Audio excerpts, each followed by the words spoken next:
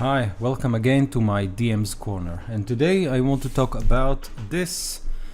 It took me 17 sessions and almost 9 months, but I finally finished the campaign with my phenomenal players. We had a lot of fun, and today I thought about, talking about the campaign, what it is like to actually run a 17 session campaign. The things I think worked well for me, the things that maybe I'll want to improve for the next time, and overall retrospective of Curse of Strahd. So here we go. So the first interesting part is that the players, the characters, and you obviously as a DM, we all know who is the villain here. There's no question about it. His picture is all over the front cover of the adventure. I think it's really interesting because in a lot of campaigns and a lot of adventures, the DM's job is basically to hide who is working behind the scene, who is the villain, and the characters and the players slowly reveal it as the campaign goes through. And in this module, the villain is obvious from day one. There's nothing to do about it. Everybody knows that when you play Curse of Strahd, you are basically fighting Strahd. So it's really interesting. It makes the dynamics of the campaign a little bit different because most of the players will obviously know that they can rush to Castle Ravenloft and attack the vampire. He will kill them and the campaign will be over then and there. So it's really on the table that the players and the characters need to do something different. They need to explore, they need to maybe find some allies, maybe arm themselves. So this is not the usual investigate until you learn who is the boss and then go and kill it. You know who is the boss. And in addition, the boss, Strahd in this case, make several appearances during the campaign. It's really up to you as the DM when and where. So the players get to meet him as the story unfolds, which, as I said, it's really a dynamic issue. It really changes the mood of the adventure. Each encounter with Strahd can be a very tense encounter. Obviously the players know that this creature is way above their level and abilities when they meet him. So they need to think about how they approach it. What do they say? It's basically a great opportunity for role playing. Obviously, second level characters won't draw swords and attack Strahd when and if he makes an appearance. So this is a very interesting thing to take into account. In my opinion, Curse of Strahd is like exploring a haunted house, which is entirely dark, and all you have is this small flashlight. And you enter a room, you turn on the flashlight, and you move the light beam, and you catch glimpses of furniture, of maybe people in the room, and all you see is basically shadows everywhere. This is a really interesting aspect of this adventure because it makes things a little bit more creepier. There is no sunlight. Most of the locations the characters visit are ruins or ancient forts, crumbling castles, desolate temples. So the whole setting is built to create this feeling of darkness, of horror, and I think it works really well. There are some things that you might want to do as the DM to enforce that. I'll get to it later on, but this is another theme of this adventure. So you know the villain, but you don't know the house. So it's really interesting. The third thing I can think of is that it is a sandbox. And what I mean by that is that the players can choose where to go.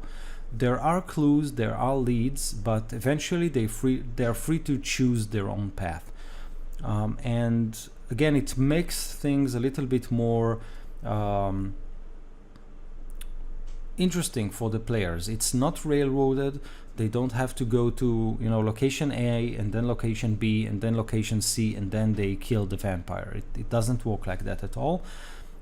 toward the end, things become a little bit more railroaded, because, as I said earlier, the end is clear. They are going to meet Strahd and face him. If it's going to be a combat encounter, a role-playing encounter, or a mix of both, we don't know. But until that point in the campaign, things are very, very open-ended, which I personally really liked about the campaign. So how to make Curse of Strahd really memorable? So I think it comes down to 4 things. The first one is tension and release, and I mentioned it in one of my previous videos. Basically what I did is I made sure to end every session with a cliffhanger. So a session opens with the resolving of the previous cliffhanger that we had. So it's tense. There is tension in there. Something interesting is going on. Then this tension resolves, and we have this a period of maybe exploration, maybe some role playing, maybe the characters rest, and then we have a build up toward the next cliffhanger. I have to admit that sometimes I had to fudge the story a little bit. Sometimes I popped a cliffhanger without really thinking about it. But sometimes the cliffhangers were in place. And I think that it caused the players to really think about what's going on every session.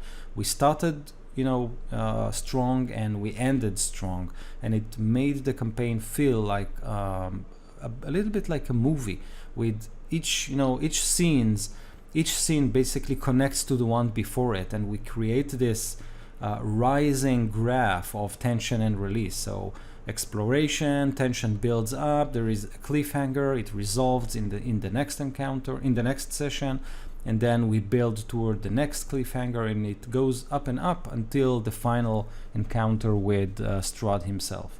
So this is one technique that I used. I found it really enjoyable, actually, to see the look on the player's face as I say, this is it, we finish here, and they go, no, we did, damn it. It's a really interesting technique. Some of it is about improvisation, some of it is about planning correctly. Sometimes it was improvisation for me. One of the players said something, and it sparked an idea, and I decided, that's going to be a good cliffhanger this session or the next, and I just roll with it. I think it made a lot of difference in this specific campaign. The other thing that you can do is actually look at the character backgrounds that you were given, and try to find ways to connect those backgrounds into the overall story. So, for example, one of my players in his character background wrote that his wife is dead, and this is the reason he is traveling and looking for adventure. He basically lost his family. So what I decided to do is to make one of the NPCs in the campaign look exactly like his wife. And there was this uncertainty about the NPC alliance, you could say. It presented itself. It was Esmeralda de Evnir, the vampire hunter in the adventure. So when I introduced her, she was, stepping out of a ruined mansion, holding a sword to the character's neck, and then I described that she looks exactly like his dead wife. That was the cliffhanger, by the way, and it wasn't clear: is she a good character? Is she one of the villains? Is there a trick going on? It wasn't clear until right at the end, where I made Strahd reveal that he was the one responsible for taking the dead wife's soul and attaching it to that specific character's body. So it was a very interesting way of introducing a character story into the overall story of the campaign. And I think this technique makes the players feel like their story is somehow interconnected to the campaign, and they are not simply bystanders or riders in this ride. They're actually involved in the story in some way. So I really recommend going through all the character backgrounds that you got, reviewing the material in the book, and starting to think, can you connect the dots and make the players really a part of the campaign? Another thing that I did to make the campaign really memorable is to play with the character's dark side. Every character has one. If it's the D&D flaw system, or maybe the players themselves tell me, my character is X, Y, and Z. It's really interesting to play with it. For example, in my campaign, I had a wizard character who told me that his character is very interested in ancient books and ancient tomes, and he wants to collect them. So I mentioned that in Barovia, or in this setting, there is this temple in which ancient wizards put all their arcane knowledge into that temple. All the books that ever created by wizards are in this temple, and it's just waiting for the players to explore. So it made that player very eager to explore that area and to reach that area. But when they did, I made it very clear that you can have this knowledge and power, but it will come with a price. And throughout the campaign, I throw hints about what will happen if they'll use the knowledge there. So this is a simple example of how you can take one of a character flaw or a character trait and flip it and twist it and make it a little bit dark as the campaign goes, as the campaign moves along. So I think it's really important to take all those hints your players give you, twist them, give them a dark streak, and try to use it in the campaign. One last thing that I think we can do to make the campaign memorable is to make sure that as players go through the adventure, they basically change things, right? They clear a forest of evil, or destroy a Hag Coffin, or maybe they free a village from vampire or vampire spawns, or whatever. The important thing is to make sure that after the characters did their thing, they've been heroic, they cleared the evil, make sure that it shows. The villagers rebuild the village, and now it seems like a merrier place. Maybe if the characters destroyed an old ruin filled with some monsters, then again the people of the area, they flock to this place, they clean it, they rebuild it, and now it's a temple for good. So I think it's really important to show that as the story progress, the characters' action actually matter. They change things. We said that the villain of the story is, he's on the cover. I think it's important to show the players and show the characters that there are people in the setting that suffer from this villain, and the characters' action actually help them. Again, this is a horror show, it's a creep show, so things should be with a twist. That help and that new order that the character enforce, you should twist it a little bit. For example, in my campaign, the characters rescued this NPC, and that NPC ended up being the leader of a village after the previous evil leader was disposed of. But the new leader is now, let's say, mad with power. He wants to make sure that the vampire doesn't hurt anyone again, so he makes all the villagers and takes them, and now he trains them as an army of pitchforks and torches. So the characters did do a good thing. They saved the NPC, they released the townspeople, but now this new leader is maybe abusing its power, or maybe he's mad or something like that. So a good thing with a twist.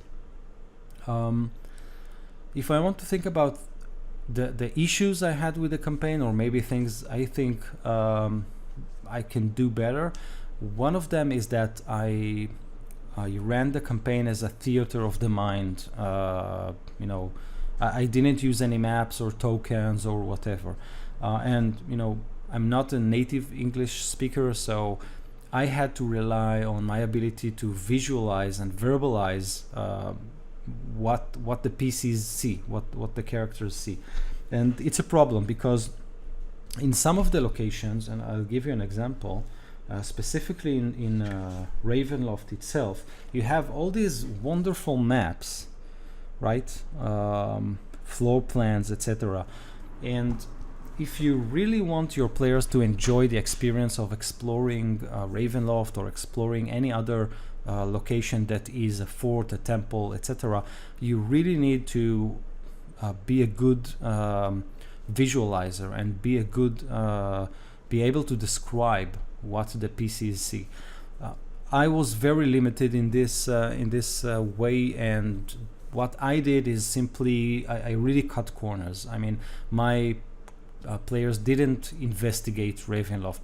They were whisked in.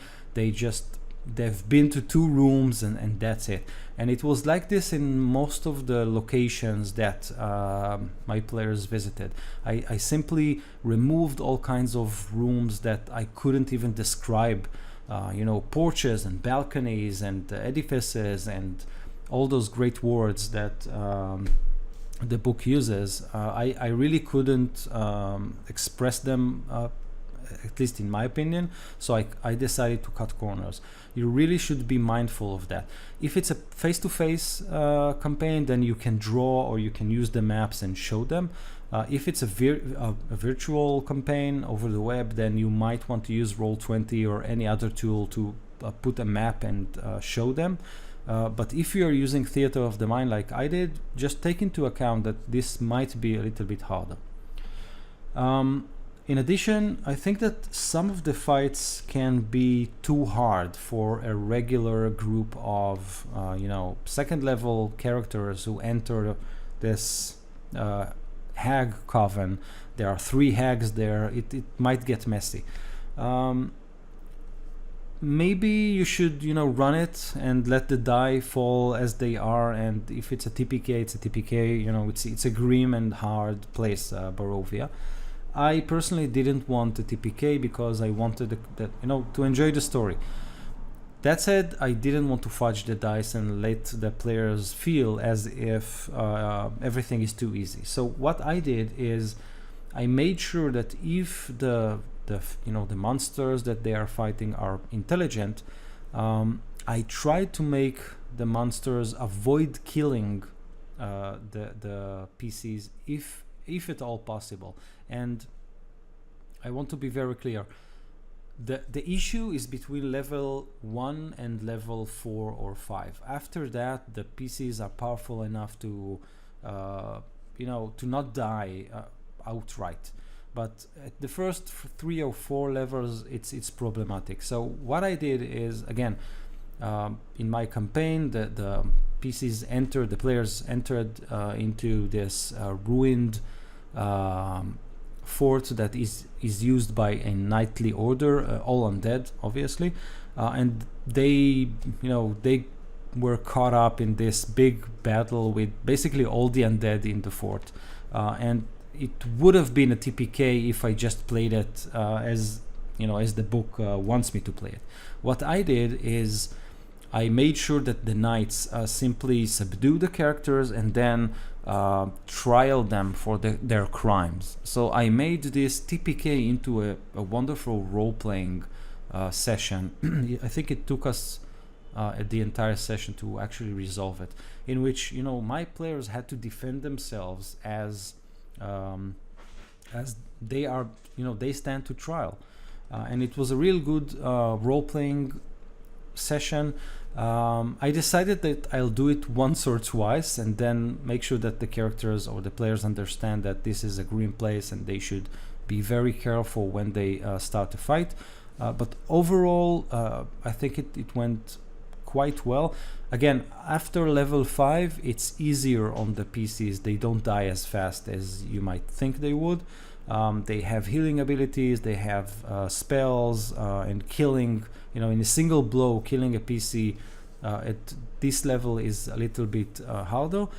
Things get messy once you get to the end of the campaign, where they actually meet some really, bad monsters.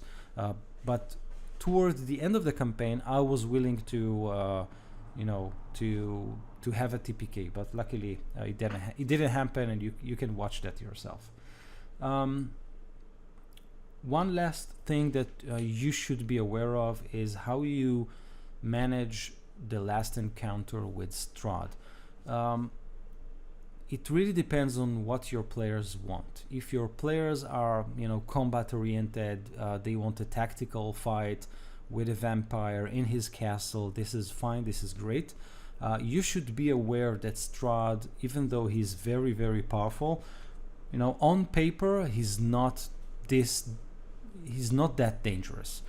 If he messes up his rolls and the characters get, to jump him before he's prepared, it could be over in one round.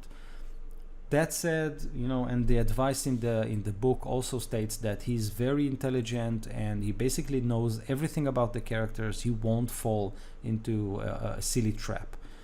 But again, combat with him can go either way.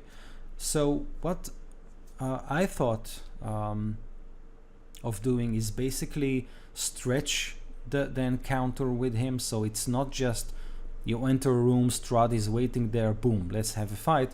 They'll meet him in and out throughout the campaign, and even through the last session, he wasn't just attacking them. He was charming part of the characters. He was taking their stuff. He was making them fight with each other. So he played it out intelligently. He wasn't just going to draw his sword and jump on them. So that's one way to do it if you want a mix of combat and role-playing. The other way is simply rely on role-playing if your players are into it, because again, this could be a really interesting James Bond-like scene in which James Bond knows that the character in front of it, he is the villain of the story, but they don't want to just shoot each other. There can be witty exchange and some deals to be made, etc. So you could do it either way, just role-playing, mixing role-playing and combat, or just combat, but you should be aware that Strahd isn't that dangerous if you just go by the book and just roll the die and hope him to hit the characters. So for me it worked quite well. Again, you can watch it in the video. It was a mix of role-playing, and there wasn't an actual fight. He just used his powers to turn the players against each other, and he basically used his powers to charm the players and take their most important magical items that they should have used them against him. He just took them away. But that it worked for me. But if the players would have succeeded with their saving throw, things could go very bad for Strahd indeed. Okay, so how it is to run a 17 session long campaign over the period of 9 months. And actually, starting a campaign and actually finishing it, it's not something that happens every day to every DM. Most of our campaigns simply fade away as players lose interest, or maybe the DM loses interest. So I just wanted to make sure that this doesn't happen to me in this campaign, and I really wanted to finish it in a reasonable amount of time. So what I did is I did two things. I told myself this campaign is going to end in 1 year. Probably removing 2 months because of the summer vacation. Some of my players and even me, I have kids. Summer is a hard time to actually be committed to a campaign. So I decided I should end it in 1 year, or basically 10 months. And I actually made it. So just setting that goal is something that I set the goal, and each session I just watched my goal and watched as I get closer and closer to it. So it really helped me to be still enthusiastic about the campaign, and I basically saw the light at the end of the tunnel. One other thing that helped me is that I made each session 2 hour long. We played over Skype, and I made it really, it was really important to me to keep the sessions short. The reason is that 2 hours basically allow you to resolve a cliffhanger, do some role playing and exploration, maybe one combat, and then build toward the next cliffhanger, and this is it. More than 2 hours, you get into the area of ending the big fight, and then you still have 45 minutes into the session to do something. And 2 hours worked really well for me to define this beginning end sequences. So each session was basically a scene. So I actually planned that accordingly. I made sure that I have a good beginning, an interesting middle, and a cliffhanger end, and it worked really well. Additionally, I have to say that this is all due to my players being great and supportive. They showed up to each session, and they themselves were really enthusiastic about what's going on and what's going to happen, and that we were chatting in Skype in between sessions. So I felt like there's a good vibe, good energy, and I wanted to make sure that everybody enjoyed themselves. So maybe even it caused me to work extra hard to make sure that everybody are happy. So just watching and getting that feedback from my players made me really interested in keeping it going forward and making sure that every session is as good as the one that came before it.